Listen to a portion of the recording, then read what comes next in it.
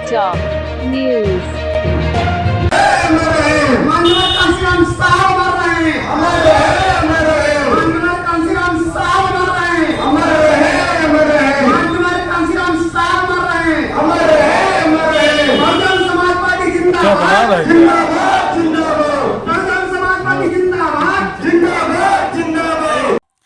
साथियों नमस्कार, स्वागत है आपका हमारे चैनल जिला टॉप न्यूज में। मैं सूरज कुमार, आप देख रहे जनपद सुल्तानपुर में बहुजन समाज पार्टी की एक दिवसीय कैडर मीटिंग में दिनेश चंद्रा पूर्व विधान परिषद सदस्य ने सबका हृदय से स्वागत किया। बहुजन समाज पार्टी के प्रदेश अध्यक्ष विश्वनाथ पाल ने दोहरी गुलामी को लेकर कही बड़ी बात। देखिए पूरी कवरेज विस्तार से।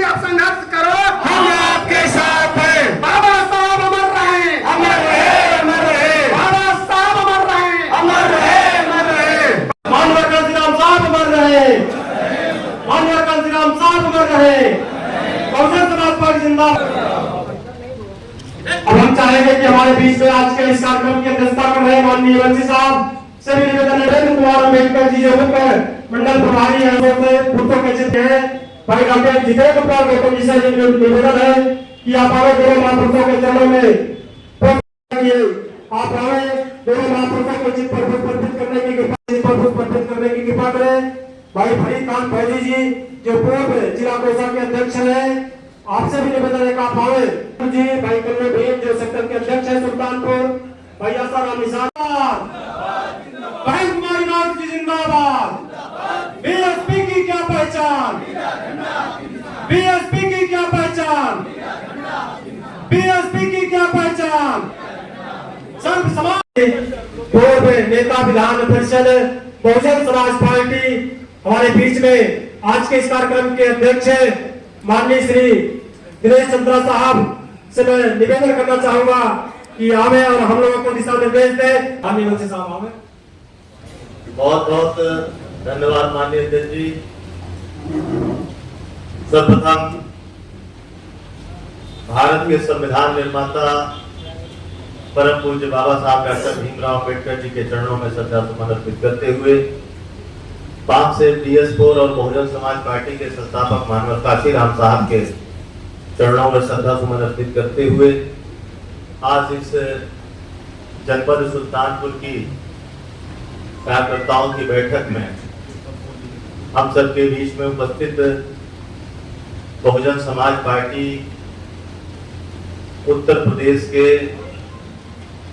के अध्यक्ष और बड़े गर्व का विषय है कि हमारे ही मंडल के रहने वाले, हमारे आपके मंडल के रहने वाले और बहुत ही नीचे स्तर से बहुजन समाज पार्टी में काम करते करते आज उत्तर प्रदेश के सर्वोच्च पद प्रदेश अध्यक्ष के पद पर विराजमान हम सबके अगुआ इस प्रदेश के अध्यक्ष परम आदरणीय परम सम्मानित माननीय विश्वनाथ पाल जी का जनपद सुल्तानपुर में मैं जोरदार निवेदन करूंगा कि आप लोग ताली बजा करके जोरदार हमारे अध्यक्ष का स्वागत करने का काम करें। साथियों, क्योंकि आदरणीय प्रदेश अध्यक्ष जी मान्या बहन जी का बहुत ही जरूरी निर्देश आपके बीच में लेकर के आए हैं, तो जो साथी यहाँ पर हमारे उपस्थित हैं वो चाहे मंच पे हो, चाहे मंच के सामने हो, चाहे मंच के हमारे दाईं तरफ हो, मैं आप सब साथियों का बिना नाम लिए ही बहुत बहुत तहे दिल से हार्दिक स्वागत और अभिनंदन करता हूं। खासतौर पर हमारी दो माताएं बहनें बैठी हैं, उनका भी स्वागत करता हूं, मीडिया बंधुओं का भी स्वागत करता हूं। माननीय अध्यक्ष जी बहुत जरूरी संदेश लेकर के मान्या बहन जी का आए हैं, तो मैं चाहता हूं कि अपना जो भी पूरा समय है, क्योंकि उस जो संदेश है, जो जरूरी घोषणा है, वो माननीय प्रदेश अध्यक्ष जी हम सबके बीच में करेंगे और उस घोषणा के बाद मैं उनसे निवेदन करूंगा कि हम सबको, क्योंकि इस कार्यक्रम के साथ साथ ये कैडर कैंप का भी कार्यक्रम है, हम लोग को गाइडलाइज करने का काम करेंगे। मैं और आपके और प्रदेश अध्यक्ष जी के बीच में रोड़ा न बनते हुए अपनी वाणी को विराम देता हूं। जय भीम, जय भारत, खुदा हाफिज। और निवेदन करूंगा माननीय प्रदेश अध्यक्ष जी आए और माननीय बहन जी के जरूरी निर्देश को हम सबके बीच में रखने का काम करें। साथियों, जितने लोग भी आज इस कैंपस में मौजूद हैं, वो सबका अपनी तरफ से बहुत बहुत हार्दिक स्वागत, अभिनंदन वंदन करता हूं। सम्मानित साथियों, इस देश में तमाम राजनीतिक दल रहे हैं, फिर बहुजन समाज पार्टी बनाने की जरूरत क्यों पड़ी? क्योंकि इस देश का संविधान डॉक्टर बी.आर. अम्बेडकर साहब ने बनाया था और डॉक्टर बी.आर. अम्बेडकर साहब ने संविधान बना के जब सौंप रहे थे, उसी वक्त उनको एक आशंका हुई थी। उस आशंका को व्यक्त करते हुए डॉक्टर बी.आर. अम्बेडकर साहब ने कहा था, इस देश का संविधान तो मैंने बहुत अच्छा बनाया है, लेकिन अगर इस देश की हुकूमत करने वाले लोग अगर नियत साफ करके ईमानदारी से इस संविधान को लागू करेंगे, तभी ये अच्छा संविधान अच्छा काम कर पाएगा। अगर इस देश की हुकूमत करने वाले लोग नियत साफ करके इस संविधान को लागू नहीं करेंगे, तो कितना भी अच्छा संविधान है, लेकिन ये अच्छा काम नहीं कर पाएगा। ये इस देश में देखने को मिला कि उस संविधान में तमाम ऐसी आर्टिकल, तमाम ऐसी धाराएं हैं जो कि आज 75-76 साल बीत जाने के बाद भी आज उन धाराओं को लागू नहीं किया गया। इस देश में अगर संविधान पूरी निष्ठा ईमानदारी से लागू कर दिया गया होता, चाहे पिछड़े समाज के लोग हों, चाहे अल्पसंख्यक समाज के लोग हों, मुस्लिम अल्पसंख्यक समाज के लोग हों, SC/ST समाज के लोग हों, चाहे सब समाज में गरीब तबके के लोग हों, चाहे समर समाज के गरीब लोग हों, आज सभी समाज को बहुत आगे बढ़ने का मौका मिल गया होता। लेकिन सम्मानित साथियों, ऐसा नहीं हुआ। जैसे आप भलीभांत जानते हैं कि इस देश में, देश की आजादी के वक्त ये देश अंग्रेजों का गुलाम था, लेकिन इस देश में साथियों दोहरी गुलामी थी। एक गुलामी अंग्रेजों की थी, जो इस देश के सभी लोग गुलामी करते थे। दोहरी गुलामी भी इस देश में स्थापित थी, जो इस देश के बड़े बड़े राजे रजवाड़ों की गुलामी इस देश के रहने वाले कुछ लोग करते थे। वो कुछ लोग कौन थे?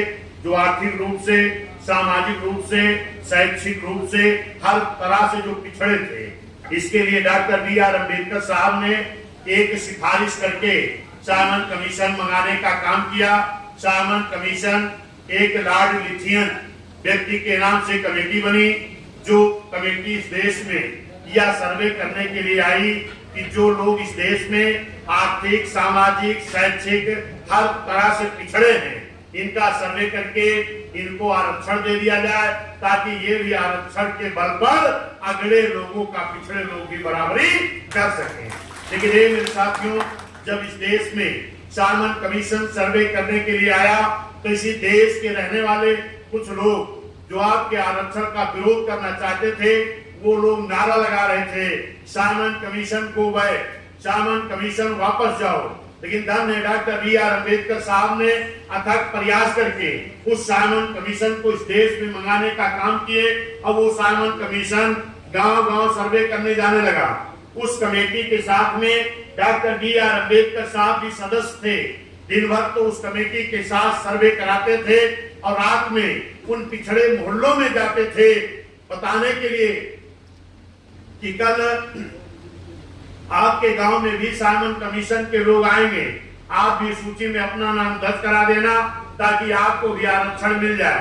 लेकिन मेरे साथियों, जैसे बाबा साहब उस गांव से निकलकर बाहर आते थे, तैसे आपके जो दुश्मन थे, जो आपको आरक्षण नहीं देना चाहते थे, ऐसे लोग भी उस गांव में पहुंच जाया करते थे और पहुंचकर पूछते थे, क्या डॉक्टर अम्बेडकर आपके गांव में आए थे?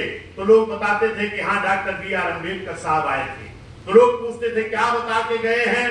तो लोग बताते थे कि डॉक्टर बी.आर. अम्बेडकर साहब बता के गए हैं कि कल आपके गांव में भी साइमन कमीशन के लोग आएंगे, अपनी सच्चाई को बता देना, ताकि आपको आरक्षण मिल जाए। मेरे साथियों, वो लोग उन लोगों को गुमराह करने के लिए कहते थे कि अगर आप बाबा साहब की बात को मान गए, सूची में नाम दर्ज करा दिए, तो आप SC ST में हो जाएंगे, आप छोटी जाति में हो जाएंगे, आप नीची जाति में हो जाएंगे। ए मेरे साथियों, उस वक्त जो लोग बाबा साहब की बात को माने, उन लोगों ने सूची में नाम दर्ज कराया। जो समतल एरिया के लोगों ने बाबा साहब की बात को माना, वो सूची में नाम दर्ज कराए तो अनुसूचित जाति में हो गए, और जो पहाड़ी क्षेत्रों के लोगों ने बाबा साहब की बात को माना, वो अनुसूचित जनजाति में हो गए, यानी SC और ST में हो गए। और जिन लोगों ने बाबा साहब की बात को नहीं माना, अपने दुश्मनों की बात को माना, वो क्या रह गए? पिछड़े के पिछड़े। क्योंकि सर्वे किसका हो रहा था? पिछड़ों का। मैं इसको इसलिए क्लियर करना चाहता हूं, मेरे साथियों, क्योंकि मैं भी पिछड़े समाज से आता हूं। तमाम हमारे पिछड़े समाज के लोग कहते हैं कि बाबा साहब जो आरक्षण दे करके गए, वो SC और ST को दे करके गए। ये गलत बात है। बाबा साहब इस देश में जितने लोग भी आर्थिक, सामाजिक, शैक्षिक, राजनीतिक, यानी हर तरह से जो पिछड़े थे, बाबा साहब उनका सर्वे कराने के लिए साइमन कमीशन मंगाने का काम किए थे। लेकिन जिन लोगों ने बाबा साहब की बात को माना, वो सूची में नाम दर्ज हुआ तो अनुसूचित जाति, अनुसूचित जनजाति हो गए। जिन लोगों ने बाबा साहब की बात को नहीं माना, वो पिछड़े के पिछड़े रह गए। वही आज बैकवर्ड कहे जाते हैं, चाहे यादव हो, कुर्मी हो, पटेल हो, सचान हो, कुर्मी हो, मौर्या हो, पाल हो, प्रजापति हो, नाय हो, विश्वकर्मा हो, लोहार हो, राजभर हो, कहार हो। मेरे साथियों, जो OBC समाज में आते हैं, वो बचे हुए पिछड़े हैं, जो उस वक्त बाबा साहब की बात को नहीं, अपने दुश्मनों की बात को माने थे। लेकिन धन्य डॉक्टर BR अम्बेडकर साहब, उन्होंने आर्टिकल 340 के तहत एक संविधान में व्यवस्था दिया कि जब कभी इस देश में फिर से सरकारें बनेगी, तो उन सरकारों के बनने के बाद फिर सी कमेटी बनेगी और फिर सर्वे किया जाएगा, फिर इन बचे हुए पिछड़ों को भी आरक्षण दिया जाएगा। मेरे साथियों, पहली बार वोट पड़ा 1952 में। 1952 में वोट पड़ा। जब वोट पड़ के सरकारें बनी, तो 1952 में ही एक काका कालेलकर आयोग का गठन हुआ। पहले कौन सा हुआ था? Simon commission. फिर क्या हुआ? काका कालेलकर आयोग का गठन हुआ। काका कालेलकर आयोग ने जो बचे हुए पिछड़े समाज के लोग थे, जिनको आरक्षण नहीं मिला था, इनके लिए सर्वे शुरू हुआ। और सर्वे की रिपोर्ट कब आ गई? 57 में। कमेटी कब बनी? 52 में। इसकी जो रिपोर्ट आई 57 में। और इसके बाद मेरे साथियों, ये रिपोर्ट लागू नहीं की गई। कब तक? 77 तक। कितने साल बीत गए? 20 साल तक। आर्टिकल 340 के तहत संविधान में व्यवस्था भी थी, लेकिन इस देश के हुकूमत करने वाले लोगों की नीयत साफ न होने के नाते संविधान की धारा को लागू नहीं किया गया और इन पिछड़ों को आरक्षण 20 साल तक नहीं दिया गया। किसकी हुकूमतें थी?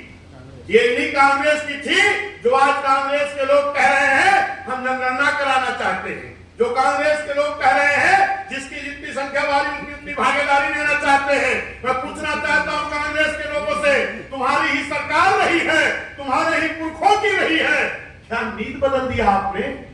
और आपने हमारे पिछड़ों को आरक्षण 1952 में कमेटी बनी, 57 में रिपोर्ट भी आ गई, लेकिन 77 तक आप हुकूमत करते रहे। बाबा साहब की संविधान की धारा आर्टिकल 340 को लागू नहीं किया और आरक्षण नहीं दिया। फिर 77 में कांग्रेस के खिलाफ एक बहुत बड़ा मोर्चा बना, गठबंधन बना, और उस गठबंधन के लोगों ने कहा 52% के लोग मेरे साथ आ जाओ, अगर मेरी सरकार बन गई तो मैं आपका काका कालेलकर आयोग की रिपोर्ट को लागू करा करके पिछड़ों में आपको आरक्षण दे दूंगा।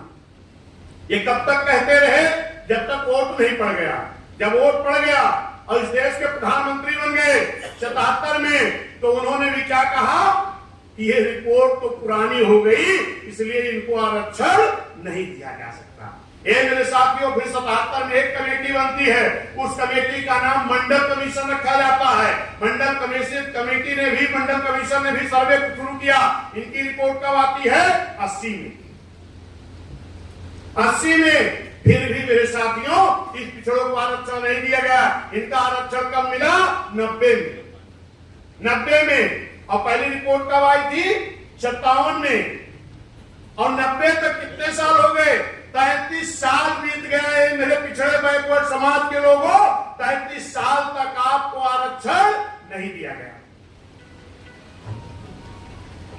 और 33 साल बाद 90 में अगर आपको आरक्षण मिला तो कैसे मिला, मैं 2 लाइन उसको बताना चाहता हूं। इस देश में माननीय कांशीराम साहब तो आपकी लड़ाई लड़ रहे थे, लेकिन यह मेरे साथियों 1990 में आरक्षण आपको कैसे मिला कि 89 में पहली बार 3 एमपी बहुजन समाज पार्टी के जीत करके आ गए। 3 एमपी बिजनौर से बहन कुमारी मायावती जी और पंजाब से हरभजन सिंह लाखा जी, आजमगढ़ से रामकृष्ण यादव जी। जब 3 सांसद बहुजन समाज पार्टी के जीत करके आए तो माननीय कांशीराम साहब ने कहा, माननीय बहन जी अब आप पार्लियामेंट तब तक नहीं चलने देंगी जब तक इन पिछड़ों का मंडल कमीशन लागू करा करके ये सरकार आरक्षण नहीं दे देती है। और माननीय साहब खुद वोट क्लब बोर्ड पर रैली आंदोलन शुरू किए।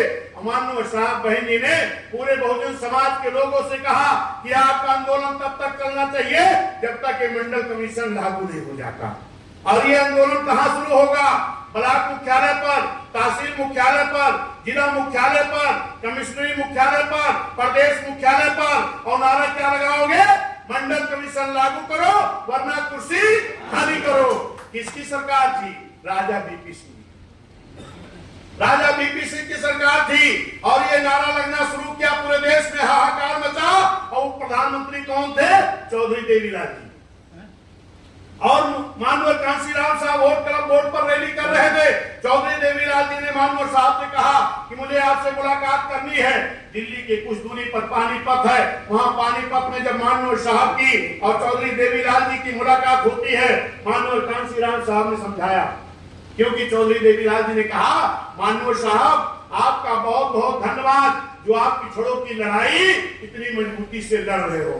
तब माननीय साहब ने कहा, चौधरी साहब आप तो पिछड़े समाज के ही हो और अगर मैं पिछड़ों की लड़ाई लड़ रहा हूं, आप इस लड़ाई में शामिल हो जाओ। तो माननीय चौधरी साहब ने क्या कहा कि कहीं ऐसा ना हो कि राजा बीपी सिंह हमको वो प्रधानमंत्री की कुर्सी से हटा दे। माननीय साहब ने कहा, अगर पिछड़े होकर के पिछड़े की लड़ाई में आप नहीं शामिल होंगे तब भी आप कुर्सी से आगे आज नहीं तो कल हट जाओगे। धन्य है माननीय साहब, जब समझाए चौधरी देवीलाल जी ने कहा, माननीय साहब आपकी बात से मैं सहमत हूं, अभी दिल्ली चल के मैं एक प्रेस कॉन्फ्रेंस करूंगा। और जैसे वहां से चौधरी देवीलाल जी निकले, कैसे खबर किसको पहुंच गई? राजा बीपी सिंह जी को, जो इस देश के प्रधानमंत्री थे। राजा बीपी सिंह जी ने माननीय साहब मान्या बहन जी को बुलाया और कहा, बताइए आपकी क्या शर्त है? हम मानने को तैयार हैं, अपने तीनों सांसदों का समर्थन हमें कर दो, हम आपकी बात को मान जाएंगे। माननीय साहब ने जब अपनी शर्त रखी और तब तक ये खबर किसको पहुंच गई? भाजपा के लोगों को, क्योंकि भाजपा के लोग भी उस वक्त बीपी सिंह सरकार को समर्थन दिए थे। जब भाजपा के लोगों को मालूम हुआ तो भाजपा के लोगों ने बीपी सिंह माननीय प्रधानमंत्री जी से कहा कि अगर आप बहुजन समाज पार्टी के दबाव में, माननीय साहब के दबाव में, बहन जी के दबाव में अगर आप मंडल कमीशन लागू करके अगर पिछड़ों को आरक्षण दे दोगे तो बीपी सिंह जी मैं आपकी सरकार को गिरा दूंगा। किसने कहा? किसने कहा? भाजपा के लोगों ने। ये वो भाजपा जिस भाजपा को आज हमारा पिछड़ा बैकवर्ड समाज अपने कंधे पर बैठा के ढो रहा है और कह रहा है हमारी पार्टी। इन भाजपा के लोगों ने 33 साल बाद भी एक बैकवर्ड पिछड़े समाज के लोगों आपका आरक्षण लागू नहीं होने दे रहे थे। ये अगर लागू हो गया तो हम सरकार को गिरा देंगे। उनकी सरकार के गिराने के डर से राजा बीपी सिंह भी सत्ते में आ गए। उन्होंने बहन जी को बुलाया, माननीय कांशीराम साहब को बुलाए और कहे, माननीय बहन जी केंद्र के बड़े से बड़े जिस विभाग का कहो हम कैबिनेट का मंत्री बना दें। माननीय साहब से सिफारिश किए, लेकिन ये पिछड़ों की लड़ाई छोड़ दो। लेकिन धन्य माननीय कांशीराम साहब मान्या बहन ने कहा कि केंद्र के चाहे जिस बड़े से बड़े कैबिनेट का मंत्री का पद दे दो, मैं वो पद नहीं चाहती हूँ। मैं चाहती हूँ कि मैं समर्थन तभी करूंगी जब मेरी 2 शर्त मान लोगी तो। तब बीपी सिंह ने कहा, क्या शर्त है? माननीय कांशीराम साहब मान्या बहन जी ने कहा, पहले शर्त मेरी है कि जिन बाबा साहब के बनाए हुए संविधान के बल पर इस देश की हुकूमत चलाते हो, ऐसे बाबा साहब को आज तक इस देश की हुकूमत करने वालों लोगों की मानसिकता साफ न होने के नाते इन बाबा साहब को आज तक भारत रत्न की उपाधि नहीं मिल पाई। नंबर 1 पे बाबा साहब को भारत रत्न की उपाधि दे दो, और नंबर 2 पर जिन 52% वोट के बल पर इस देश की सरकारें चलाते हो, इन 52% के लोगों को मंडल कमीशन लागू करके आरक्षण दे दो।